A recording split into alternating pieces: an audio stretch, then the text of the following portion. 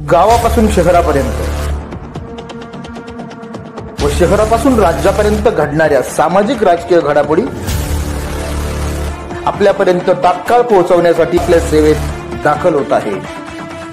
प्रत्येक गावात 1 कोटी 2 कोटी 5 कोटी 10 कोटीचे काम दिले की नाही? दिले ना। मी कधी कोणाला पक्ष विचारला, कधी कोणाला पार्टी विचारली? गैरसमज निर्माण झाला असेल, पण मी एखादा गैरसमज जर निर्माण झाला असेल तर मी त्याला सांगू शकतो। मी कुठल्या ग्रामपंचायतीमध्ये कोणाला इंटरफेअर केला, कोणाला चुकीच्या पद्धतीने ताकद दिली? मी आमदार झाल्यानंतर माझ्या डोक्यात होतं की गावागावातल्या ग्रामपंचायतीमुळे जो गावात संघर्ष निर्माण होतो, ते संघर्ष कुठेतरी थांबला पाहिजे। त्यासाठी आपण सावधगिरीची भूमिका घेतली पाहिजे। आणि या ठिकाणी सगळ्यांना आव्हान केलं, जी ग्रामपंचायत बिनविरोध होईल त्या ग्रामपंचायतला 25 लाख रुपये आपण त्या ठिकाणी शासकीय निधीतून देऊ। त्यामागे हेतू हा होता की गावातल्या ग्रामपंचायतच्या निवडणुका जर बिनविरोध झाला तर गावा एक विचाराने गाव पुढे जाणार आहे। जर आपल्यासारख्या राजकीय पोळी भाजण्यासाठी आपण जर एखाद्या पार्टीला चुकीची ताकद दिली, गावात जर संघर्ष झाला तर त्याचं भांडण 5 वर्ष टिकतं। लोक एकमेकाच्या सुखात जात नाही, एकमेकाच्या दुःखात जात नाही। त्यामुळे आपण या ठिकाणी ग्रामपंचायत निवडणुका बिनविरोध केला पाहिजे, ही भावना मी ठेवतो। मी कधी चुकीच्या पद्धतीने कोणाला त्रास दिला नाही। विरोधक जरी आला तरी विरोधकाला मदत केली। एखाद्याने सांगायचं का आम्ही निलेश लंकेडकडे गेलो आणि त्याने आम्हाला आम्ही विरोधक असल्यामुळे आम्हाला मदत केली नाही, असं एक उदाहरण दाखवायचं। अरे प्रत्येकाला मदत केली, कोणाला पक्ष विचारला नाही, कोणाला पार्टी विचारली नाही। त्यामुळे हे सांगण्याची गरज आता लोकांना राहिलेली। आपण प्रत्येक घराघरात गेलं पाहिजे, लोकांना सांगितलं पाहिजे। आता विधानसभेच्या निवडणुकीला आपल्या विरोधाचे उमेदवार होते, कुठला होता? आपल्या तालुक्यातला। आता लोकसभेचा उमेदवार कुठला? उत्तरेचा। आणि दुसरा उमेदवार तुमच्या घरातला आहे ना, तुमच्या घरातला उमेदवार आहे। हे लोकांना समजून सांगण्याची गरज आहे।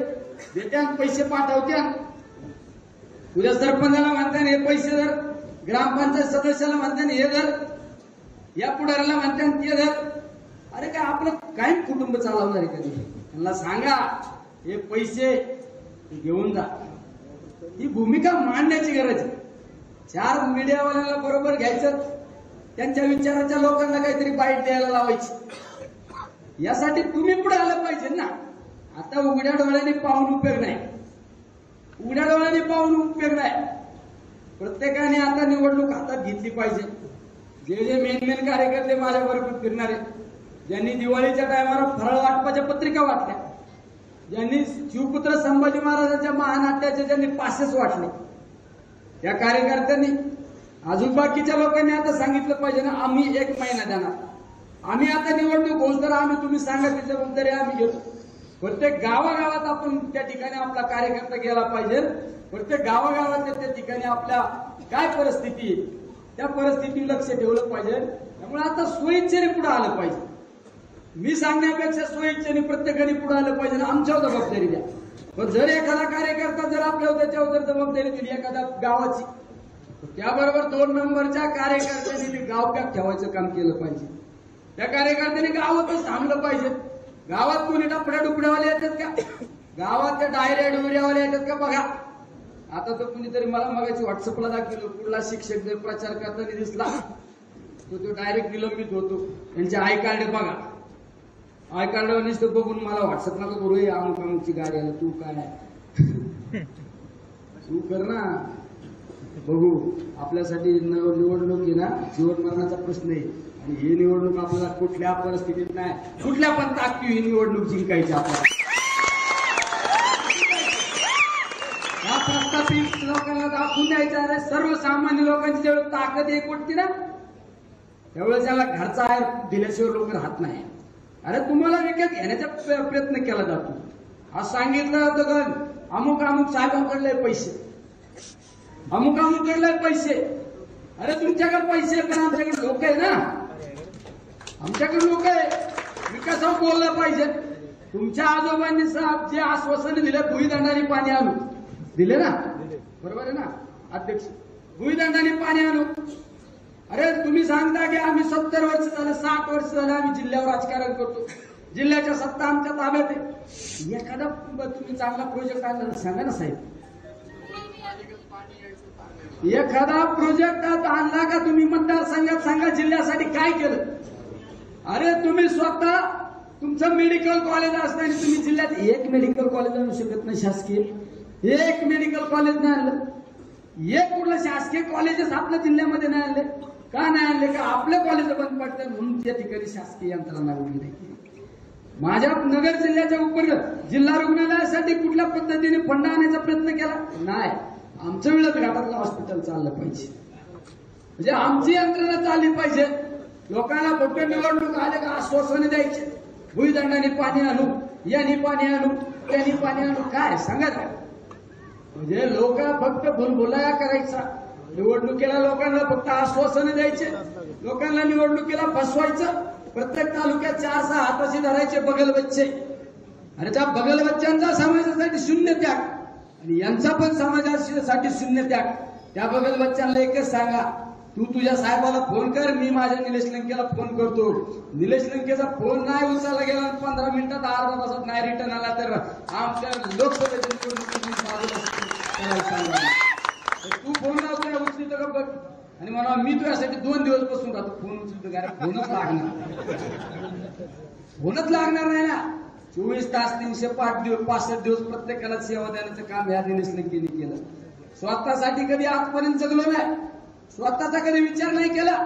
आजारी असतो तर बघितलं असून तुम्ही आजारी जरी असतो तर डॉक्टरला सांगितलं सलाईन काढ, मला या कार्यक्रमाला जायचं. त्या ठिकाणी माझ्या कार्यकर्त्याला अडचण आली, मला तिकडे जायचं. कधी विचार नाही केला. रात्री अपरात्री जर हॉस्पिटलच्या बाबत एखादी घटना घडली, कुठे जरी ऍक्सिडेंट झाला तर कधी विचार नाही केला. हाय त्या कपड्यावर त्या हॉस्पिटलच्या लोकांना मदत करायला गेलो. काल परवाच्या त्या शिर्डी आपल्या श्रीगोंद्याची घटना बघितली असेल. आम्ही रोडने चालून 1:30-2 वाजता एक ऍक्सिडेंट झालेला होता. काय आम्ही त्या क्षणात उतरलो. लोक अशी मजा बघत होते. कडे काय आम्ही बरोबर आपण होतो ना, लोक मजा बघत होतो. आम्ही मजा नाही बघितलं. आम्ही पेशंटला हात लावला ते म्हणायचे 108ला येड्या म्हणलं 108 वस्तू मरण ना येड्या. आम्ही लगेच उचललं ना, आम्ही आमच्याच गाडीत टाकलं. आम्ही उतरलो म्हणलं याला पहिलं हॉस्पिटलला पाठवा. दुसऱ्या दिवशी त्या पेशंटच्या नातेवाईकाचा फोन आला, तुम्ही मदत केली योग्य म्हणून मदत आमचं पेशंट वाचलं. काय ही भावना आहे ना, व्याप नाही. 288 मध्ये सगळ्यात जास्त मुख्यमंत्री आरोग्य सहाय्यता निधी आणणारा आमदार कोण असेल ज्याचं नाव लवकर झालं ते म्हणजे निलेश लंके तुमचा आमदार. मी नाही सांगितलं, मी सांगितलं नाही. ते मुख्यमंत्री सहाय्यता आरोग्य निधीच्या विभागाच्या अधिकाऱ्याने सांगितलं की सगळ्यात जास्त राज्यात कुणी पैसे दिले असेल ते निलेश लंके. अरे दुःख मला माहितीये, हे वेदना मला माहितीये. एखाद्या पेशंटचं जर त्या मुख्यमंत्री सहाय्यता निधी जर प्रकरण बसलं नाही आणि त्याचं जर खास बाब करायचं असलं तर 3-3, 4-4 तास मुख्यमंत्र्याच्या दारात मिटिंग होत तर बसलो एका पत्रावर सही घेण्यासाठी. मला माहित होतं माझे 3 तास गेलेले चालतील, पण मी जर एखादी सही घेतली त्या एखाद्या कुटुंबाचा जीव वाचणार.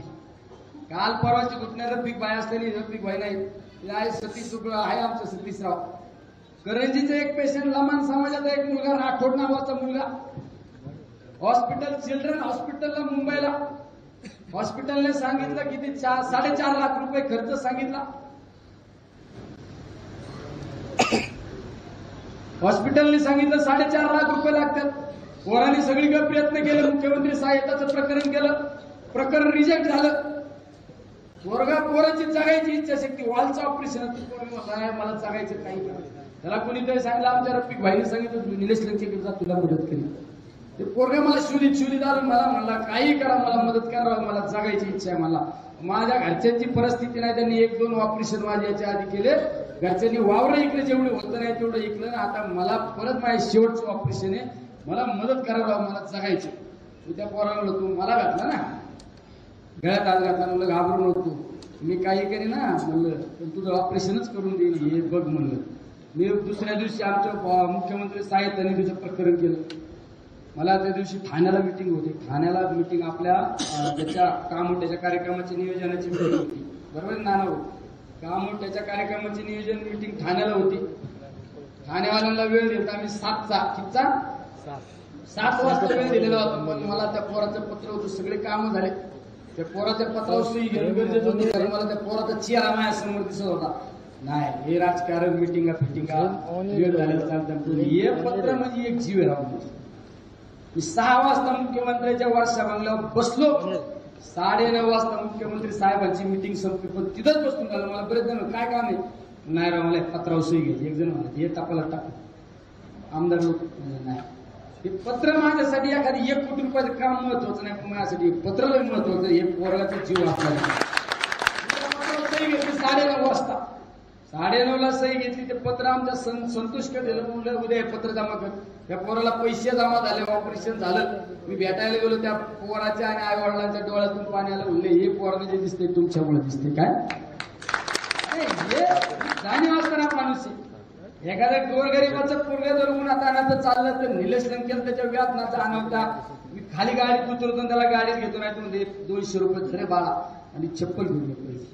अरे हे दिवस आपण सोचलेले आहेत ना. हे दिवस आपण भोगलेले. एखाद्या गरीबाचं 4 किलोमीटर 5 किलोमीटर जर पोरग पायी जात असेल शाळेतले मुलं जर पायी जात असेल आपण त्यांना साहित्य काय घेऊन हे दुःख माहिती आहे आपल्याला. आपण सत्काराच्या बदल्यात लोकांना जाहीर आवाहन करतो आम्हाला शालेय साहित्य द्या आम्हाला त्या ठिकाणी वस्तू स्वरूपात काहीतरी द्या शालेय वस्तू स्वरूपात. अरे त्या शालेय साहित्यातून मला माहिती आहे की माझ्या गोरगरिबाच्या मुलांचं चांगल्या दर्जाचं शिक्षण होणार आहे. माझ्या गरीबाच्या कुटुंबातले मुलं शिकणार आहे. एवढं शांतपणाने वागण्याचा आपण प्रयत्न करतो.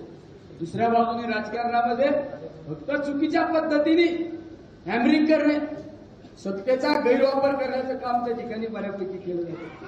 अधिकाऱ्याला फोन केला जातो महसूलच्या विभागातलं बघितलं कर्मचारी 40 लोकांच्या एका दिवशी बदल्या केल्या 40 ना 47. अरे ते कुठंतरी माझ्याबरोबर हायबाय करीत असते. तुमच्या विभागाचे कर्मचारी ना म्हणजे निलेश लंकेच्या जवळचे कोण कोण कर्मचारी यादी करा सगळ्यांचे बदल्या करून टाकतात. अरे ते आधी ते कर्मचारी आहेत ना ते गेले मॅटमध्ये त्या मॅटने आदेश केला बदल्या कॅन्सल करा. अरे एवढं खालच्या लेवलला अरे तुम्ही जेवढा त्रास देता ना तेवढे लोक माहीत उद्या करा म्हणजे इतक्या चुकीच्या पद्धतीने त्रास देण्याचं काम केलं जातं. त्यामुळे ही वेळ आहे. आज आपल्याला ही वेळ निर्णय घेण्याची वेळ आलेली. का निर्णय घेण्याची वेळ आलेली? अरे आपली पण विधानसभा आनंदात होती ना. आपली विधानसभा आनंदात होती. सगळं सुखाने होतं. विधानसभेच्या निवडणुकीच्या बाबतीत कोणी काही चर्चा करू द्या. आज लोकांचं जनभावना अशी होती की आपण बरं फॉर्म भरला असता आणि शेवटच्या समारोपाच्या सभेला आलो असतो तरी लोकांनी निवडून दिलं असतं. एवढं तर वातावरण निर्माण केलं ना आपण तालुक्यात. एवढं वातावरण निर्माण केलं सगळं आनंदाने होतं. अरे पण तुम्ही एकदा आम्हाला डावासणार 2दा डावासणार आईला आम्ही पण स्वाभिमानी आहे ना राव. आमच्या पण रक्तात काहीतरी पाणी आहे ना. हमने भी कुछ ना कुछ दम है ना. यायला पेपूट घालून बसणारी आवडत आपली नाही ना. एकदा सहन करू 2दा सहन करू 4 वेळा सहन करू. मी तर बऱ्याच वेळा सांगितलं निलेश लंके स्वतःच्या छातीवरला वार सहन करू शकतो. माझ्या कार्यकर्त्यांवर वारंवार जर कोणी वार केला ना तर मी हा वार कधी सहन करणार नाही. वारंवार सांगतो मी.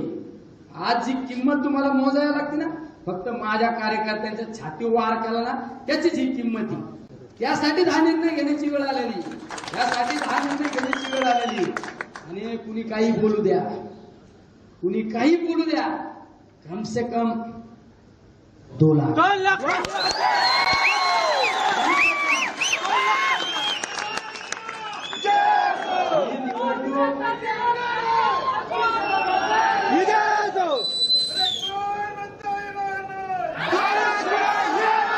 निवडणूक ही कुठल्या पुढाऱ्यांच्या हातात नाही राहिली. ही निवडणूक जनतेने हातात घेतलेली आहे. ही निवडणूक जनतेने हातात घेतलेली. काल परवा शेवगाव भागात होतो. राजू भाऊरांबरोबर होतो. कुठे गेलं राजू भाऊ मला तिथं आपल्या शेवटच्या 1-2 गावात कार्यकर्ते भेटले. त्यांनीच सांगितलं तुम्ही जरी म्हणले ना आम्हाला मत नका देऊ आता आम्ही ऐकतच नसतो. मी पण चाचपणी करीत होतो ना. मला पण वाटलं असं जोडलं बघू. शेवट मी पण जनतेचा कौल घेतला ना. म्हणजे लोकांना काय वाटत ना तोच उमेदवार द्यावा लागेल म्हणजे आता आपल्याला काय वाटत ना त्याच्यापेक्षा लोकांना काय वाटत ना तेच उमेदवार देऊ. अरे तुम्ही जर कायम जरा आम्हाला शेवट आमच्या पण कुठंतरी हे लागतं राहू. आपण छत्रपती शिवरायांचे मावळे आहे ना. एकदा जो वारंवार अन्याय सहन करतो त्याच्या इतका गुन्हेगार तर कुणीच नाही. एकदा सहन करू 2दा सहन करू पण 3ऱ्यांदी सहन करणारे आपण नाही ना. आपण नाही ना. तर आम्हाला पण कुठेतरी स्वाभिमान आमच्या पण दुखावण्याचा जर तुम्ही वारंवार प्रयत्न केले असते. त्यामुळे माझं तालुक्यातील सर्व मान्यवरांना सुद्धा सांगणे, आपण शहाणपणाने वागाने गावागावातले काय शिवसेनेचे आपले मतभेद असताना ते बाजूला ठेवा. शिवसैनिकाच्या दारात आपण जा, शिवसैनिकाला सांगा काय राजकीय जीवनामध्ये राजकारण कालखंडामध्ये आमच्याकडून काही चुका झाल्या असेल तर आम्हाला पदरात घ्या, सांगा ना, बोला ना. काँग्रेसचे कोणी कार्यकर्ते असताना आपल्याकडून दुखावले असतील त्यांच्याकडे जा. शेवट तुमच्याकडे आता तुमच्याकडे भूमिका आहे, तुम्ही आता आयोजकाच्या भूमिकेत, तर प्रत्येकाच्या दारादारात गेलं पाहिजे. आता आज पण जर तुमचा स्वाभिमान असेल नाही मी कसं काय जाऊ त्याच्याकडे, मी कसं काय, तुम्ही याच्याकडे नाही जायचं त्याच्याकडे नाही जायचं. निवडणूक निघून गेल्यानंतर आपण हे सगळं हातातून गेल्यानंतर पस्तावा केल्याशिवाय काय आपल्या हातात राहत नाही. मुळे प्रत्येकाच्या गावागावात आजच जायला सुरुवात करा, गावाच्या याद्या काढा, शिवसेनेच्या विचारसरणीचे कोण कार्यकर्ते, अजून वेगवेगळ्या पक्षाचे विचारसरणीचे कोण कार्यकर्ते, त्यांच्याकडे जा. काय झालं गेलं असं चुक झालं असेल तर माफ करा आम्हाला. आता आपण एकत्र राहिलं पाहिजे, आपल्या तालुक्याचा स्वाभिमान असू, आपल्या तालुक्यासाठी असू, एकत्र आलं पाहिजे. आणि सगळ्यांना सांगा आपल्या तालुक्यात तशा दोनच प्रभावी ताकदी, एक म्हणजे राष्ट्रवादीची आणि दुसरी म्हणजे शिवसेनेची, तिसरी नाही ना, तिसरी ताकद नाही. माहिती आहे रावगाडी 1000 लोक गोळा करावं करू शकत नाही. 1000 लोक या समाजाचे हे दलाल आहेत, सगळे एजंट. यांचा समाजाला काही घेणार नाही ना, त्यांच्या आम्ही सगळ्या गोळ पडू नका रे हो. अमुक लय मोठा आलाय लोक आणि निवडणुकीत काय असेल ना मला डायरेक्ट सांगा ना. समोरचे आठवले गोळगोळ बोलते, ते छान छान बोलते. 13 तारखेनंतर हे तुम्हाला दिसायला सुद्धा दिसणार सुद्धा नाही, हे समजून सांगा. माझ्याकडून काही चूक झाली असेल ना मला सांगा ना, ही तुझ्याकडून चूक झाली, आम्हाला अशा पद्धतीची वागणूक मिळाली तर तुम्ही कुणाच्या जरी म्हणण्यावरून जर एखाद्या कार्यकर्त्याचा जर गैरसमज निर्माण होत असेल किंवा मी एखाद्या कार्यकर्त्याला जाणीवपूर्वक त्रास दिला, असं कधी नाही झालं, मी तरी सांगू शकतो माझ्याकडून कधी कोणाला त्रास देण्याचा प्रयत्न केला नाही. निवडणुकीच्या टायमाला कुणी खिंडीत धरायचा प्रयत्न करू नका. मला खिंडीत निवडणूक ते म्हणतात ना, निवडणूक आल्यावर आपल्याला गोष्टी होत्या तर फुगा द्या. अरे अडचणीत आपला माणूस आहे ना, काय असेल ते मनातल्या मतभेद बाजूला ठेवा आणि ताकदीने त्याच्याबरोबर राहते. माणसाची जर चूक असेल ना तेव्हा नाही राव, आपल्याकडून चूक झाली तरी माणूस किती ताकदीने आपल्याबरोबर. आणि जर तुम्ही निवडणुकीत जर रुसणारा असेल, फुगणारा असेल तर तुम्हाला तुमचं लकलाप लागू द्या भाऊ, तुम्हाला तुमचं लकलाप लागू द्या. पण आपलं ते आपलं असतं. संतोषराव बरोबर आहे नाही, आपलं ते आपलं असतं. शेवट आपल्या माणसाला आपण बोलू शकतो अधिकाराने, त्याच्याकडून काही चूक झाली त्याच्या दारात तुम्ही जाऊ शकता, त्याच्या उशाला जाऊ शकता. हा अधिकार तुम्हाला मी दिलेला आहे, हा अधिकार तुम्हाला मी दिलेला आहे. माझ्याकडे बरेच लोक बघा, तुम्ही सकाळ सकाळ आला उशाला लोक येऊन बसतात का नाही, बसतात. किती जण येऊन बसले का नाही. अरे पण आंघोळीला मी हात पाऊल टाकला तरी लोक कागद घेऊन येतात, आंघोळ. हे कोणत्या सरपंचाच्या दारात जाऊ शकता का? सरपंच बरोबर ना, सरपंचाला सुद्धा प्रोटोकॉल आहे. साहेब आमच्या आंघोळीला उठले, साहेब आता फ्रेश होत्या, साहेब नाश्ता करूच तर तुम्ही बाहेर बसा. आपल्याकडे पार लोक उठवायला तर पुरुषाला तर सगळ्यांनी काय मायकोल वाईट झाले कडकडून येऊन बसायचं. हे पण असं तुमच्या आईला बघा काय वाईट दिवस आले माझे, बरोबर आहे का? बघा आता बऱ्याच जणांना माहितच येईल, आम्ही शिकलो तुम्ही या सकाळ सकाळ. मला घुंगडी झोपायची सवय पहिल्यापासून, मी खाली झोपतो आणि लोक आहे ना आपलं दार काय उघडं नसतं, आपलं म्हणजे शनी शिंगणा पुढे लोक येतात कडे सोयी एक खुर्ची मांडलेली, एक पुढं खुर्ची, पलीकडे सोप्या 2-3 बसतात. त्याच गर्द्या खाली फरची बसता येत नाही ना, मग काय घुंगडी होत बसतात त्याची इकडं तिकडे. मी आपलं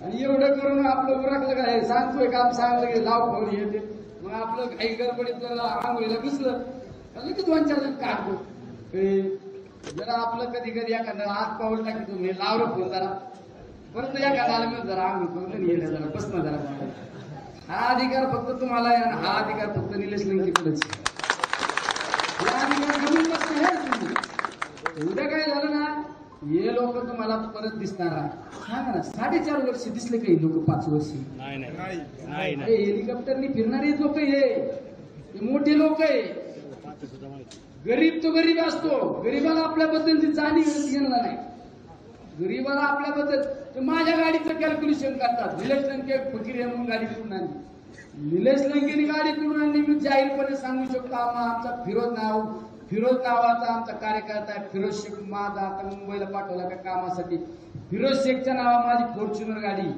ज्या बघा ना बँकेत जाऊन बघा मी ज्या दिवसापासून फॉर्च्युनर गाडी आणि मी आमदार झालोय आमचा दादा दळवी असं नाही तर कुठे दादा आहे का आमचा तिकडे आमच्या दादा दळवीने एक दिवस सुद्धा निलेश लंकेला डिझेल टाकून नाही दिला आमचा दादा प्रत्येक गाडी चालवायला दादा मला कुणीतरी म्हणतो तुमचा ड्रायव्हर बिवर नाही तो देव माझा आमदार आहे हे कोणाला घंटे आहे आमचा दादा एक दिवस त्याला आज बघा तो दादा येईल असं अण्णा दळवीत असं नाही का त्याच्या एटीएम वरून माझ्या गाडीला डिझेल टाकायचं काम करतो आमचा दादा माझी दुसरी गाडी असेल आमचा रोहित धावते पुढे रोहित तिथं असेल दुसरी माझी कोणची गाडी अरे लोकांनी मला दिलं या आमची हरियाणा गाडी आमचा सुनील कोकरे नावाचा आमचा पुढे सुनील आहे का त्याला पण निलंबित करायला लागले तुमच्या घाबरायला लागले इकडे रे गाडी मीच खासदार आहे तू इकडे त्याला तो कृषी विद्यापीठात कामाला आहे त्याला एवढा दबाव ऐकतो काय म्हणतात कृषी विभागाचा कोण साहेब असतो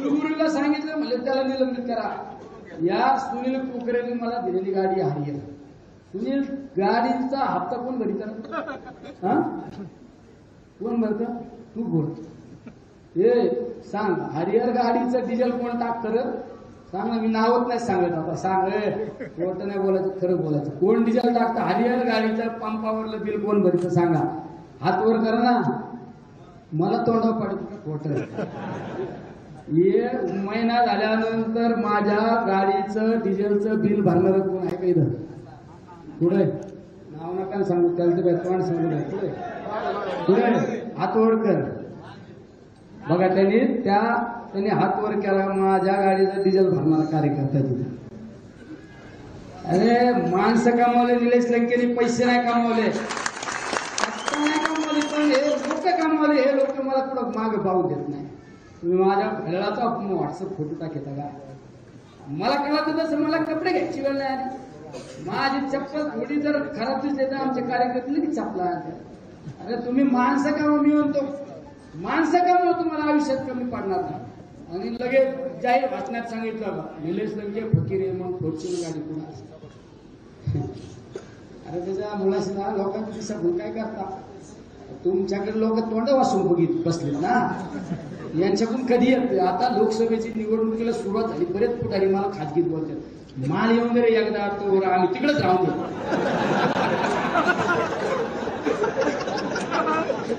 मी सांगतो माल घ्यायचा पण गद्दारी नाही करायची 50% मला पैसे द्यायचे तुला देतो मी म्हणतो तुझं चांगलं आणि माझी खर्चायची आवड होईल वाचत मला बरेच जणांनी पुढाऱ्यांनी सांगितलं पुढाऱ्यांनी लागून दे भाऊ जरा एकदा आमचं पाकिट मिळालं तू याच समजते आम्ही मिळवतो पण पाकिट कोणामुळे मिळणार आहे माझ्यामुळे निम्मा पाकिट आपको चाहिए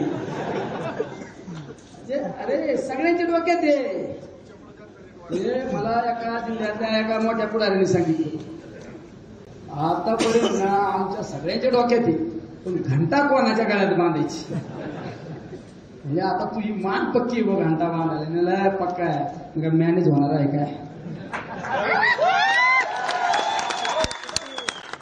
लोकांना आपला एक विश्वास या नगर दक्षिण लोकसभा मतदारसंघाचा निलेश लंके काही होईल पण मॅनेज होणारी अवलाद नाही. मॅनेज होणारच नाही पण माझा कार्यकर्ता सुद्धा मॅनेज होणार नाही. उपाशी फिरत्या मोटरसायकलवर फिरत्या मॅनेज होणारी अवलाद नाही. मॅनेज तुमची शब्द आहे हो. मॅनेज पैसा यंत्रणा मॅनेजमेंट कोटा यंत्रणा आणि स्टॉक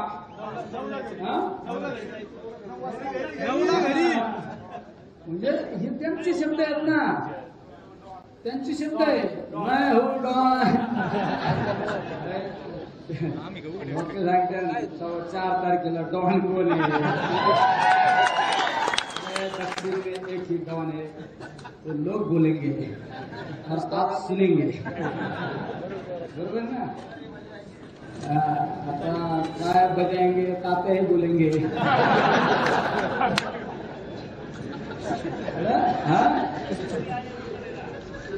अरे तुम्ही दक्षिणेचे खासदार देशाचे पंतप्रधान आले उत्तरेला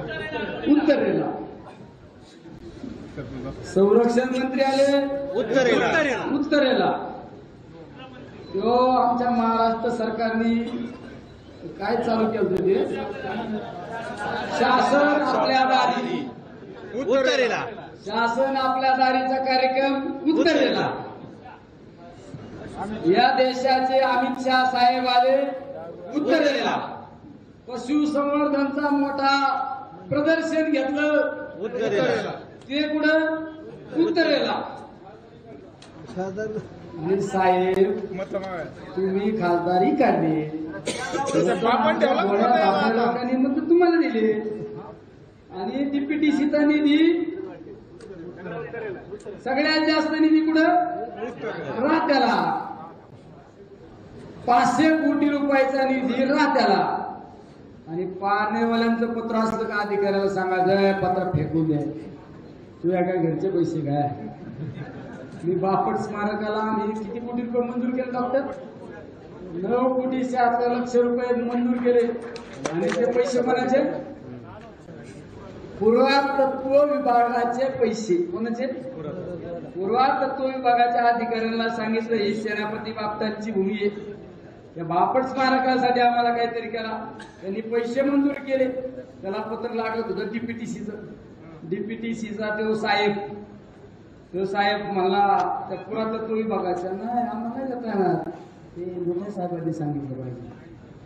म्हणलं काय आमच्या डॉक्टरला म्हणला तो डीपीटीसीचा साहेब आमच्या डॉक्टरला वाटलं बोला आमच्या नगरपंचायत आमच्या अर्जुनराव बरोबर नितीनराव त्यांना सांगितलं. नितीनराव तर आमचं लगेच गोळा माणूस लायला त्यांनी सांगितलं ते पालक मंत्र्याची सही पाहिजे.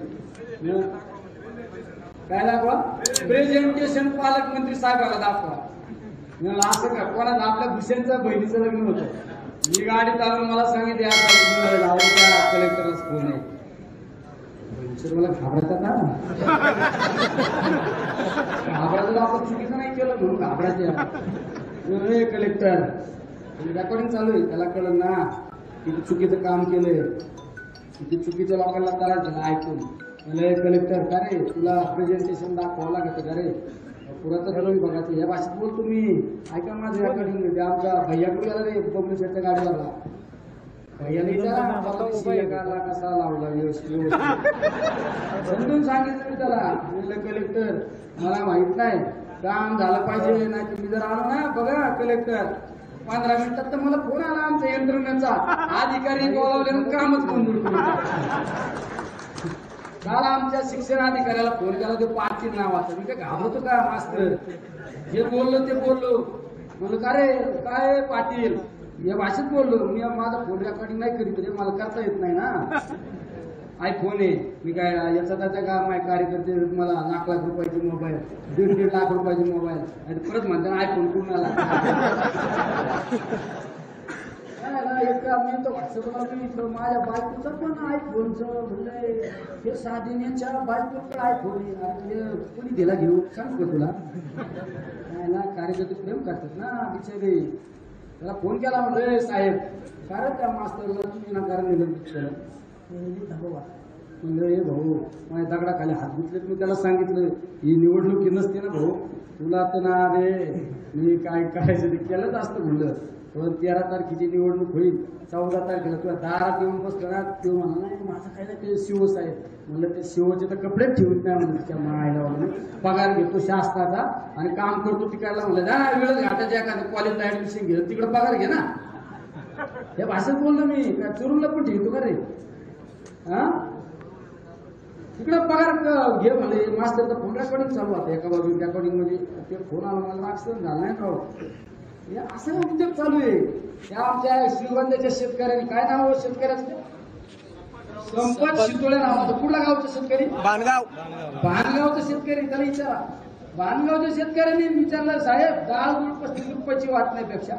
शेतकऱ्यांचा कांदा बाजार वाढवण्यासाठी प्रयत्न करा दुधाचे बाजार वाढवण्यासाठी प्रयत्न करा ना त्यांना हट्ट झालं ना मोठ्या लोकांना बोललं तर त्याला इगो हात होतो ना दुसऱ्या दिवशी वनीकरणाच्या साहेबांना सांगितलं झाले 2-4 गाड्या घेऊन ते सांगा त्याचं अतिक्रमण करा कारण त्याचं जरा बारिश वनीकरणाच्या विभागात त्याचं शेततळ आहे काय येतं शेततळ आहे ना तर त्यांनी फॅक्टरी टाकली का त्यांनी कॉलेज तर उभा नाही केलं दुसऱ्या दिवशी 2-4 गाड्या अधिकाऱ्यांना पण दिव्याच्या गाड्या असतात ना अधिकारी गेले म्हणजे शेततळ काढून टाका शितोळे ना संपतराव शितोळे ते म्हाताऱ्याचा व्हिडिओ बघा तुम्ही ते पोरग हुशार होतं जरा पोरग म्हणला साहेब शेततळ काढायला सांगा तर नोटीस बिटीस द्या ना आम्हाला मुदत द्या ना उद्याच्या उद्या कसं काय आम्ही शेततळ काढायचे पाणी वायाला जाईल आम्हाला मस्तरी बघावं लागतं ना ते म्हणलं 7 दिवसाचं नोटीस द्या ना आम्हाला त्याला नोटीस बिटीस नाही सांगा झालं का त्या अधिकारी त्याला म्हणून पोराला वाटला याला फोन माणूस मदत करू शकतो त्यांनी मला फोन केला 5-6 दिवसाचं अधिवेशन होतं मला सगळ्यांना सवय माहिती आहे माझ्या मोबाईलवर मिस कॉल पडले का मी गाडीत ज्याची जास्त मिस कॉल पाहिला त्याला फोन याचं काय दुःख नाही बघा म्हणजे मी दुखण्यावाल्याला पहिला फोन लावतो म्हणजे 2 आधी सिनेरिट लावतो 4 मिस कॉल आला 5 मिस कॉल आला 10 मिस कॉल आला माझ्या खाली खाली येतो मग जेव्हा आपला सिंगल आहे ना शहाणा एकच फोन लावला मग त्याचा नंबर नंतर जास्त कॉल होते 8 का 9 कॉल होते मी गाडी बसलो अधिवेशन होतो लवकर आलो आपल्या शिवपुत्र संभाजी महाराजांच्या नाट्याच्या आपल्याला नियोजन यायचं म्हणून आले 96 नंबर माझ्या डोक्यातच बसलाय त्याचा म्हणलं काय ते म्हणलं कोण बोलतंय त्याला मी साहेब माझे वडील नाही का 2 दिवसापूर्वी ते बोलले आणि त्यांचा मुलगा बोलतोय ना आम्हाला ते वनीकरणाच्या अधिकाऱ्यांना दम दिला आणि उद्या शेततळ काढायला सांगितलं आम्हाला का बरं वनीकरणाच्या विभागात 10-20 कोटी काम करून मी आता मुंबईवर सकाळी त्या पोराला सकाळी येताना काहीतरी गाडी काय पंचर झाली लेट आलं मी आपलं सकाळचं आपलं ओपीडीवर राखली आपली पण ओपीडी आहे आपली म्हणजे आपण काही डिग्रीचा डॉक्टर नाही पण मला डॉक्टरेट पदवी मिळाली राव कळली का लोक मॅनेज करून डॉक्टरेट पदवी मिळाली आता मॅनेज करायला मी तुम्हाला मॅनेज करीन यांना मॅनेज करू तुम्ही जवळचे आहेत ना हिसाबातले आहेत ना फ्रान्सच्या माणसाला पेरिसच्या माणसाला मॅनेज करायला काय मला तर इंग्रजी बोलता येतं असं लोक म्हणते दिल्लीला गेल्यावर बघा कशी इंग्रजी बोलून प्रश्न नाही सब कुछ समजता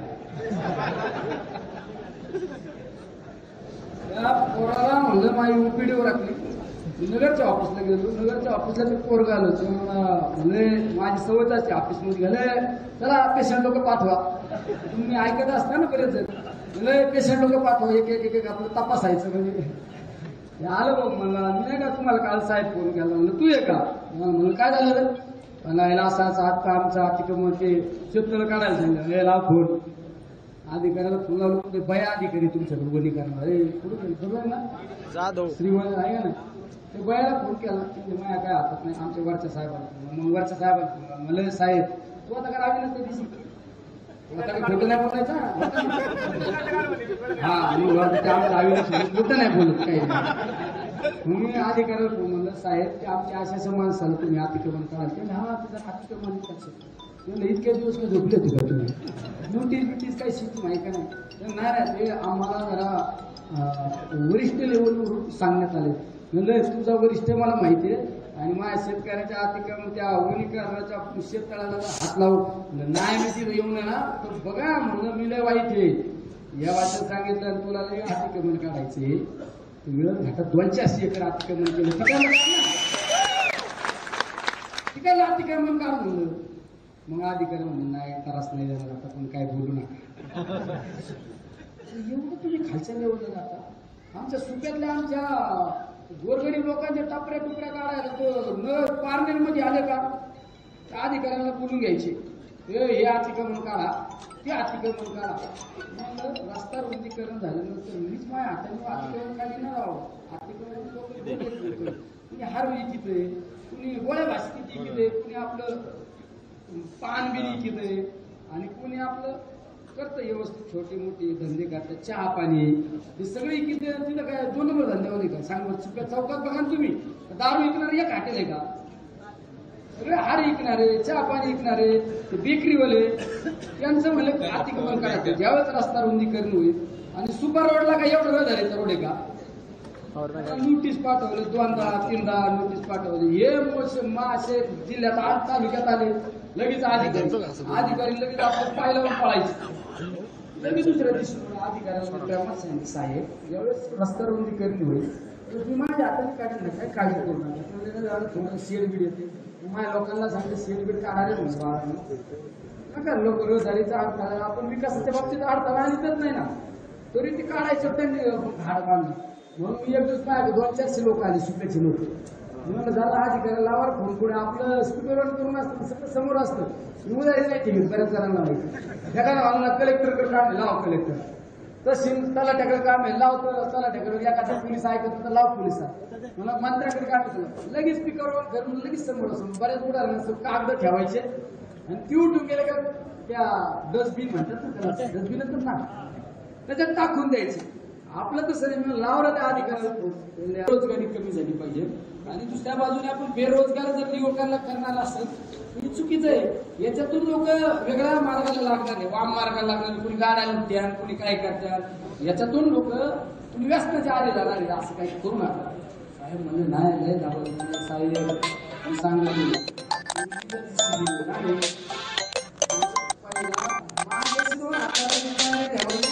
लोकांना हात लावायचा.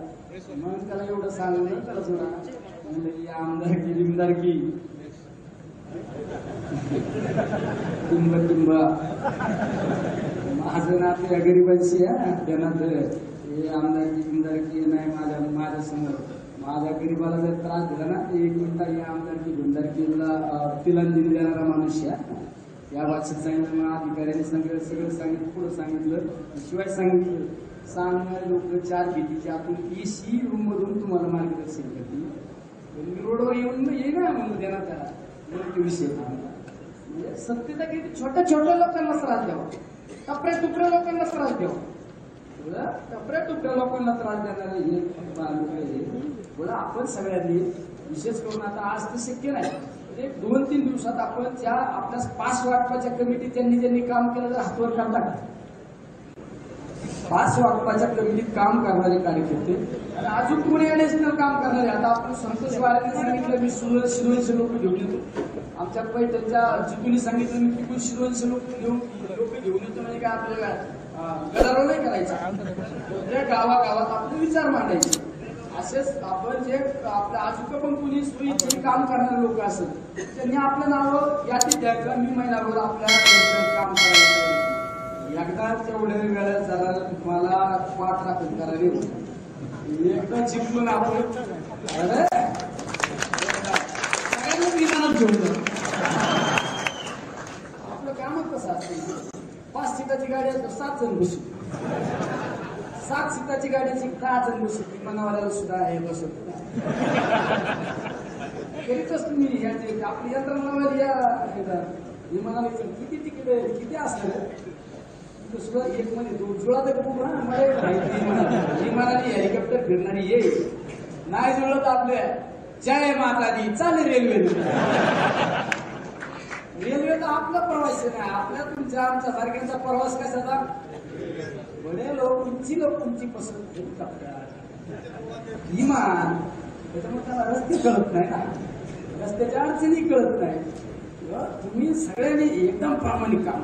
बाकीच्या आता जे आहेत ना, आता उत्तमराव आले. उत्तमरावला तो लय वापर आला. आमचे उत्तमराव दुकान उत्तमराव बेलोंडीचे सरपंच तालुका अध्यक्ष उत्तमराव डाके म्हणलाय निलेश लंके पुढे अध्यक्ष विध्यक्ष शिंदे निलेश लंकेने मला खासदार मीच होणार आहे. ही भावना प्रत्येकात निर्माण झाली पाहिजे. ही भावना प्रत्येकात निर्माण झाली तर आपल्याला ही गोष्ट सगळ्यात सोपी गोष्ट. आपल्याला आपल्या तालुक्यात सभा घेता येणार नाही. आपल्याला आपल्या तालुक्यात आता मेळावे घेता येणार नाही. आपल्या कार्यकर्त्यांनी एक ज्या कार्यकर्त्यांची इच्छा आहे की मी वेगवेगळ्या गावात जाऊन आपलं त्या ठिकाणी आपल्या त्या कार्यकर्त्यांना मदतीची भूमिका करू शकतो. अशा कार्यकर्त्यांची आपल्याकडे बऱ्यापैकी यादी. अजून कोण काम करणारे या कार्यकर्ते त्यांची यादी द्या. म्हणजे त्या गावात गेल्यानंतर आपल्या त्या कार्यकर्त्यांना त्या ठिकाणच्या स्थानिक कार्यकर्त्यांना आपण जर त्यांच्या हातात हात मिळून काम करू शकलो तर अजून आपल्याला सोपं निवडणूक होईल. तुम्ही एक रिपोर्टिंग करू शकता की आपल्याला आज काय परिस्थिती, आज काय परिस्थिती. जनतेने जरी निवडणूक हातात घेतली आपलं चिन्ह घराघरापर्यंत पोहोचलं. आपण जे चिन्ह घेणार आहे ते चिन्ह लोकांना माहित नाही अजून.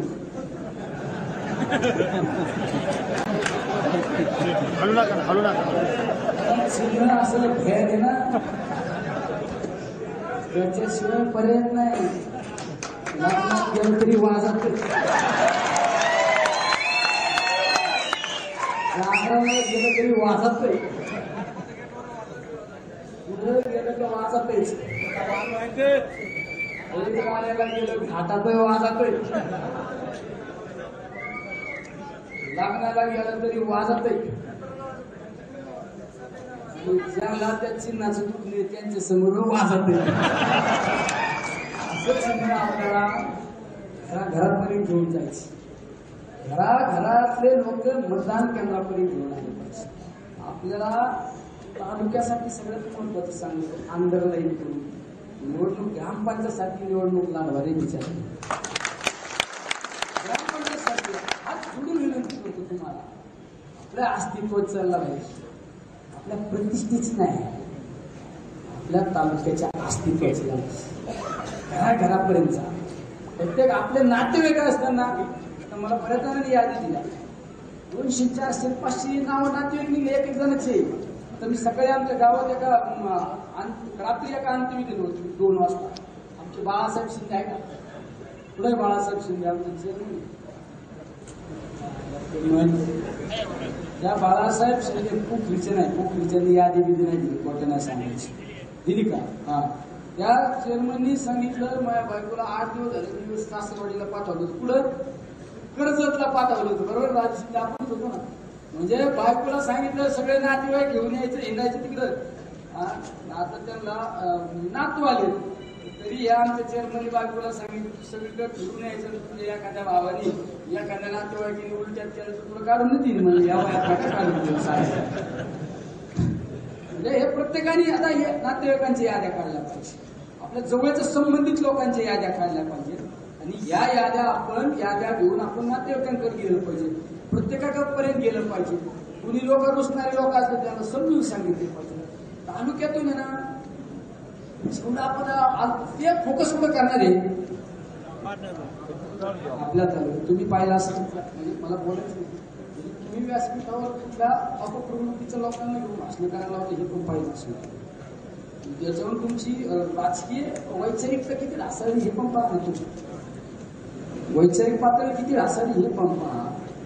आता लोकांना कोणीतरी मला श्रीगोंदा तालुक्यातलं उदाहरण सांगितलं. बाळासाहेब साळुंखे माझ्या बरोबर होते. श्रीगोंदा तालुक्यातलं काय कोणातरी वाढदिवस करायला लावला मटानं त्यांनीच पाठवलं. हे त्यांनीच पाठवलं.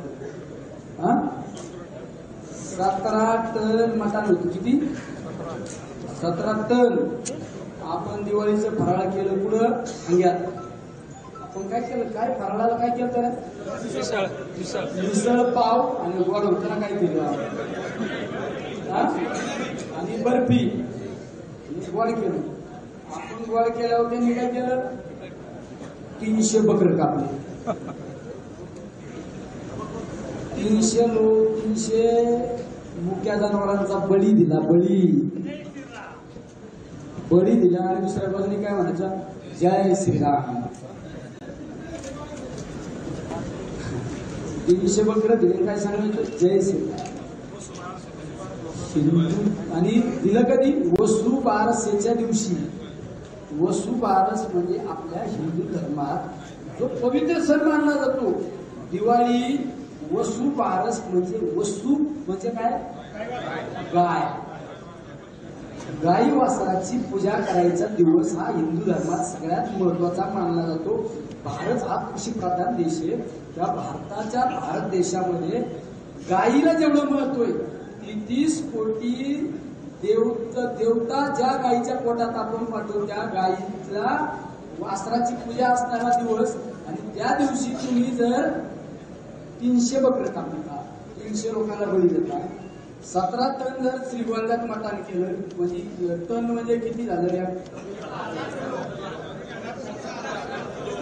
म्हणजे किती बकरं झाले? 8 टन मटण आणि 8 टन चिकन मध्ये किती बकरांचा बळी दिला? आणि म्हणजे बघा, एका बाजूने संपत्तीचा बघा कसा वापर चालू आहे. बळी. मी काल श्रीगोंद्यात गेलो, आपलं कर्जतला गेलो. एका कार्यकर्त्याने सांगितलं माझ्याकडे या, मला 400-500 लोकांची मिटिंग घेतो. आळसुंद्याला गेलो तात्यावर, आळसुंद्याला.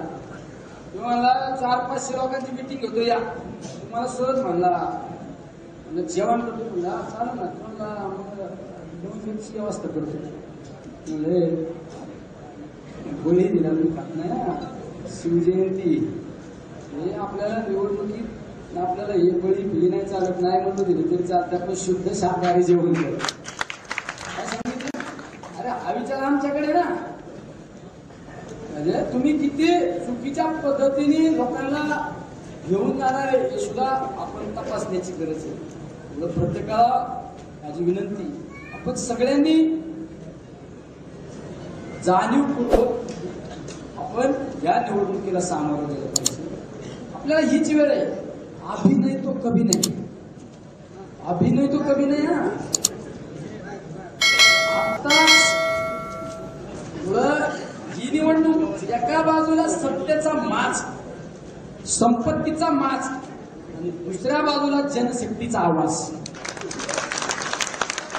या जनशक्तीला बरोबर घेऊन जाणार आहे. अरे असं उदाहरण पाहिलं असेल, विधानसभेच्या निवडणुकीला मी जनसंवाद यात्रेच्या माध्यमातून 19 दिवस फिरलो. गोरगरीब लोकांनी मला मदत केली. आज सुद्धा सुरुवात नाही झाली. आपण त्या ठिकाणी पुस्तक प्रकाशनाच्या दिवशी काही लोकांनी 2.5 लाख रुपयाचा चेक दिला, काही लोकांनी 1 लाख रुपयाचा चेक दिला. आम्ही दुसऱ्या दिवशी आम्ही मोठा आपला तुळजा भवानीच्या दर्शनाला तुळजापूरला जात असताना कोण लोक म्हणाले आम्हाला चेक द्यायचा, कोण आम्हाला मदत करायची म्हणत. लोकांना लय नका नंतर जायचं, खर्च होऊन जाते माझ्या. मिरजगावला एक शेतकरी आला. साधा शेतातून अध्यक्ष शेतकरी मला येऊन काय म्हणला, मी शेतातून आलोय, तुमची माहिती काय ओळख नाही मला वाटलं महत्वाचं काम करायचं. 5,000 रुपये द्यायचे तुम्हाला म्हणतात. अरे त्या बिचाऱ्याला सुद्धा वाटलं ना आपल्या शेतकऱ्याचं पोरग आपल्यासाठी काहीतरी करील. मला सुद्धा वाटलं ना. एका बाजूला म्हणजे सर्वसामान्य लोकांना आवाज आहे, सर्वसामान्य लोकांच्या हृदयातून आवाज आहे. आता खऱ्या अर्थाने बदल झाला पाहिजे. मला तर त्या दिवशी सांगितलं, आम्ही एक ठिकाणी गेलो होतो, मला एक गोष्ट घोषणा पाहिजे तुमच्या, इन्क्लाब जिंदाबाद. म्हणजे इन्क्लाब जिंदाबादची घोषणा कधी होतो? अंग्रेज हटाव. त्यामुळं आहे का नाही? सायमन गो बॅक उत्तर. आपल्या याच्यात घोषणा ठेवायची आता, इन्कम.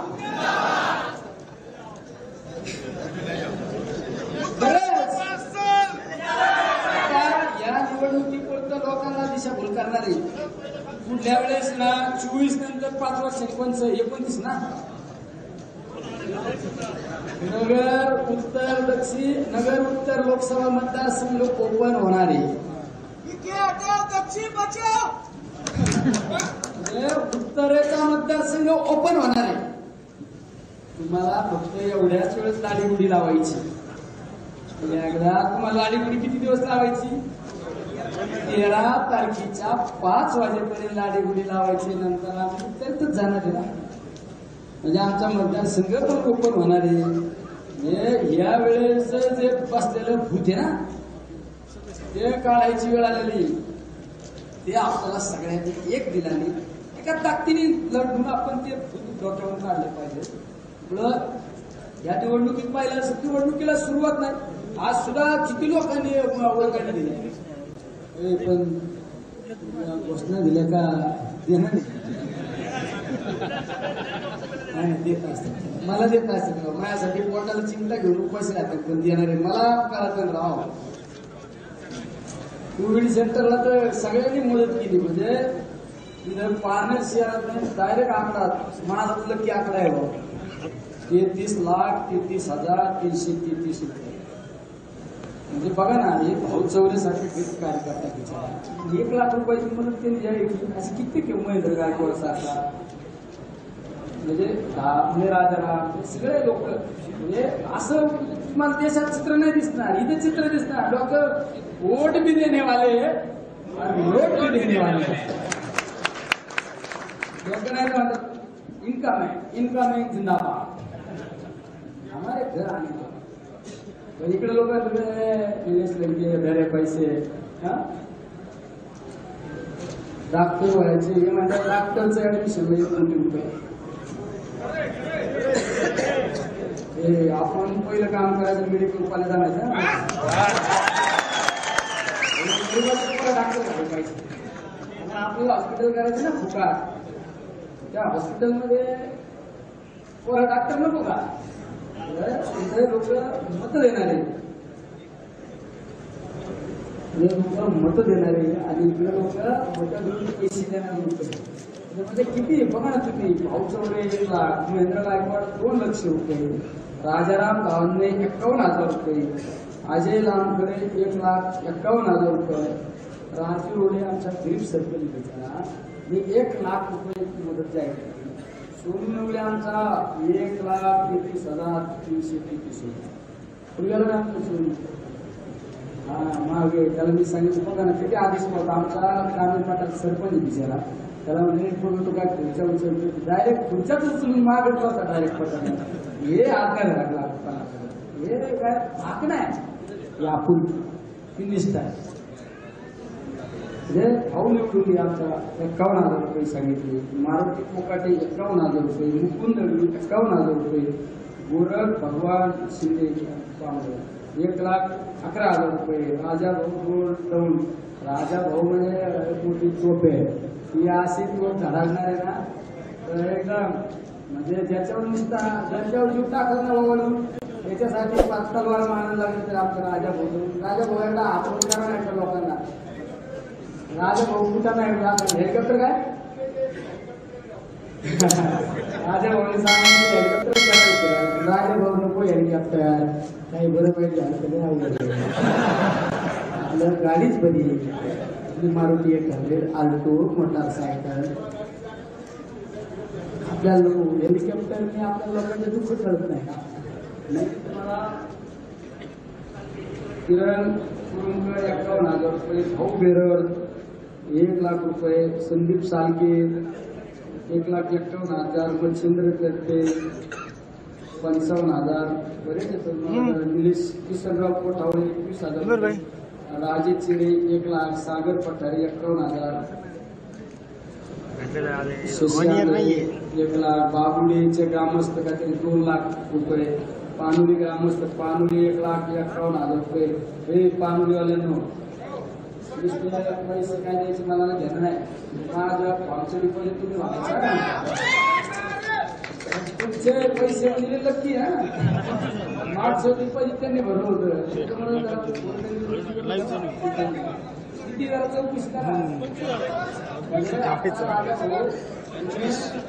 राधा शिंदे 2,11,000 रुपये राजा भाऊने आता मला सांगितलं हेलिकॉप्टरचं उदाहरण राजा भाऊ बाळासाहेब मी पवार साहेबांपाशी बसलो त्याला पवार साहेबांची वय किती 84 वय.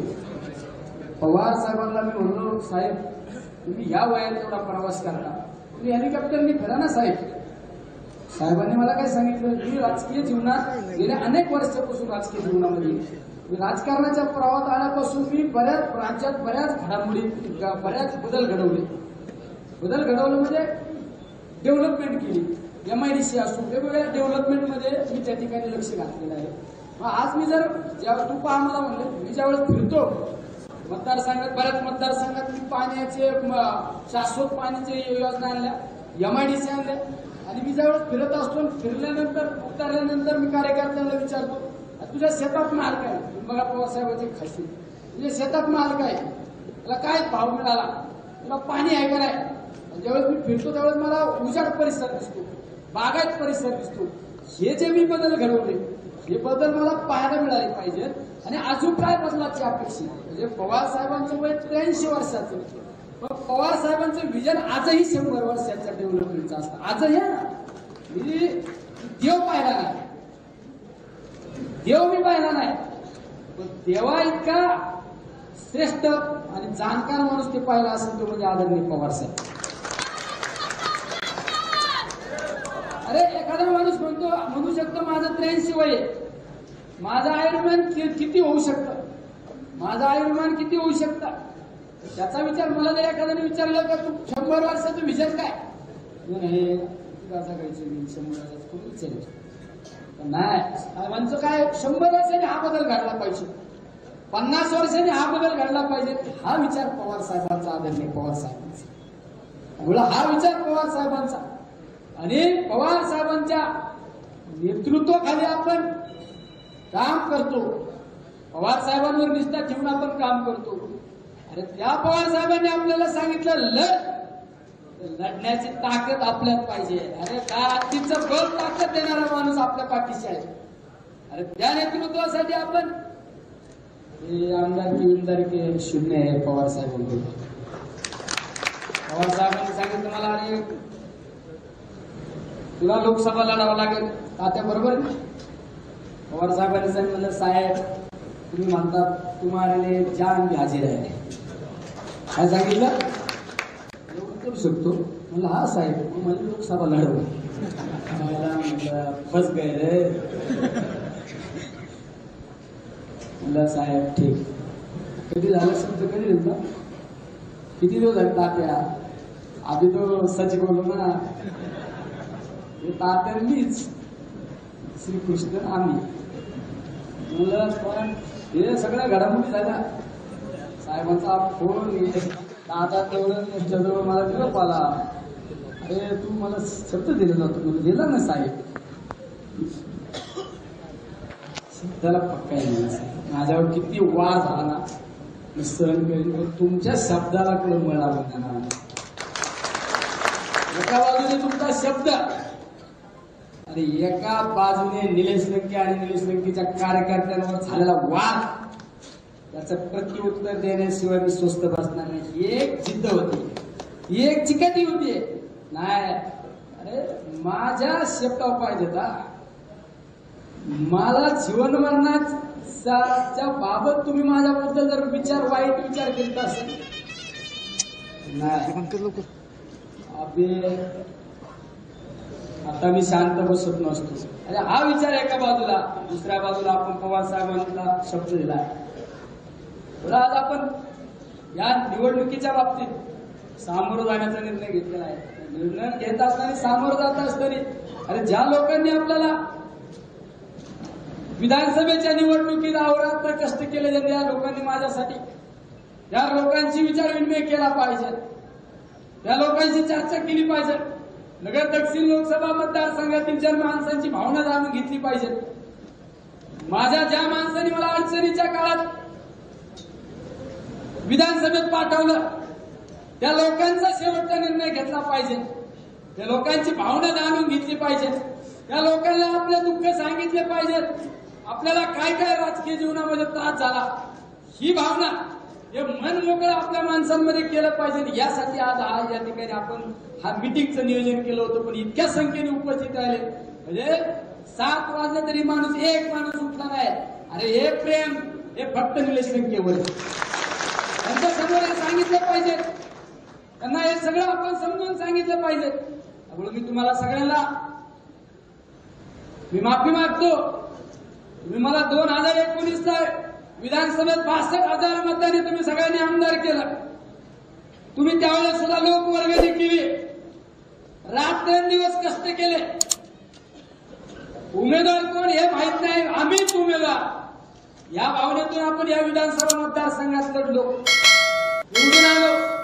निवडून आल्यानंतर सुद्धा तुमचा विश्वास सार्थकी ठरवण्याचा मी अहोरात्र प्रयत्न केला. मी माझ्या जीवाचा पर्वा नाही केली, विचार नाही केला, रात्रीचा प्रवास केला. मतदारसंघाचे रात्री 1-1, 2-2 वाजेपर्यंत कार्यक्रमाला भेट दिल्यानंतर दुसऱ्या दिवशी कॅबिनेटला जायचंय. रात्रभर गाडीचा प्रवास केला. कधी कधी गाडी सुद्धा आमच्या ड्रायव्हरला डुकली लागल्यानंतर गाडी सुद्धा डिवाइड करून घेतली. अरे परमेश्वराचे आशीर्वाद आहे, इतक्या लवकर जात असतो का तुम्हाला घरी पाठवल्याशिवाय. कधी विचार नाही केला, जीवाची पर्वा नाही केले. सकाळी 5-5:30 जायचं, तास 1.5 तास झोपायचं, दुसऱ्या दिवशी मंत्राला जायचं, सन्माननीय मंत्री महोदयांकडे जायचं, मतदारसंघाचे प्रश्न मांडायचे, काम मंजूर करायचं. परत संध्याकाळी रात्री मंत्रालयाचे काम झाल्यानंतर आपल्या मुंबईकर वासियांचं कोणाचं दुःख असलं, कोणाला काही अडचण असते, कोणाचा काही कार्यक्रम असतो, आपल्या मुंबईकर वासियांना भेटायचं. परत रात्री अपरात्री 1-1.5-2 वाजता निघायचं. कुणीतरी आमचं कामोट्यावाले, कुणीतरी नवी मुंबईवाले कुणीतरी फोन करतो या जेवायला, जेवण करायचं. रात्री अपरात्री निघायचं, सकाळी इथं पोहोचायचं.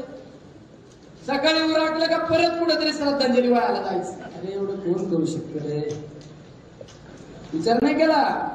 अरे परमेश्वराला माहिती निलेश लंके उद्या काय माहित नाही, आणि जर यात खोटा असतं ना याला तोंडात किती पडतं ना. आजपर्यंत हा माणूस स्वतःसाठी जगला नाही. हा माणूस जे जगला ना फक्त समाजासाठी जगला. अरे समाजासाठी केलं फक्त. कधी पुढे एखाद्या शहरात एखादा फ्लॅट घेतला नाही, पुढे जमीन घेतली नाही की पुढे प्लॉट घेतला नाही. अरे 1 रुपया खिशात नसता तर कधी चिंता केली नाही. कधी स्वतःचा विचार नाही केला, कधी कशाचा विचार नाही केला. नाही, माझ्या लोकांनी मला मदत केली. कोविडची महामारी आली, अरे परमेश्वराला आई तुळजा भवानीला माता वैष्णवीला प्रार्थना केली की हा माझा जे तुला मी अर्पण करतो, मी माझ्या लोकांना वाचवायला चालतो. मला सुद्धा माहित होतं माझा एक ना एक दिवस शेवट याच कोविडमध्ये होणारे, पण कधी चिंता नाही केली. माझं बरं वाईट झालं तरी चालत नाही, माझ्या समोर मी माझ्या लोकांचं वाईट पाहू शकत नाही. माझ्या लोकांच्या शेवटपर्यंत मी त्यांच्या श्वासापर्यंत त्यांच्यासाठी लागणार, त्यांना वाचवण्याचा प्रयत्न करणार. 30,000 लोकांना उपचार देऊ शकतो या तुमच्या सगळ्या सहकार्याने. पण त्यावेळेस मनात 24 तास चिंता असायची, अरे माझं काय झालं तरी चालत नाही. परमेश्वराला म्हणायचो माझ्या एखाद्या सहकार्या वाईट दिवस येऊ नको देऊ, माझ्या समोर एखाद्या माझ्या सहकार्याचा वाईट दिवस मला पाहू नको देऊ. ही नेहमी प्रार्थना त्या ठिकाणी परमेश्वराला करायचो. पण एक परमेश्वराच्या अदृश्य शक्तीने त्या ठिकाणी मी असो आमच्या काही सहकार्याला त्या ठिकाणी सुरक्षित ठेवण्याचं काम केलं. आमच्या सुद्धा कुटुंबात काही घटना घडल्या, आमच्या काही जवळच्या सहकार्य, आमच्या पोटगणमेजा सारखा आमच्या एका जवळच्या जीवाभावाच्या सहकार्यावर सुद्धा ही घटना भेटली. आम्ही माझ्या चुलत्याचा अंत्यविधी केल्यानंतर दुसऱ्या तासात मी कोविड सेंटरमध्ये होतो. दुसऱ्या तासात आमच्या पोटगण मेजरची मंडळी वारल्यानंतर एवढं दुःख असताना सुद्धा मी परत कोविड सेंटरमध्ये आला. अरे आपल्या घराला हा आजाराने एकदम छेद करून गेला, पण तरी नाही. आज आपले लोक 1000-1100 लोक आपल्या कोविड सेंटरमध्ये ऍडमिट आहे, त्यांच्याकडे पाठ फिरवायचं नाही. रात्र त्या कोविड सेंटरमध्ये राहिलो.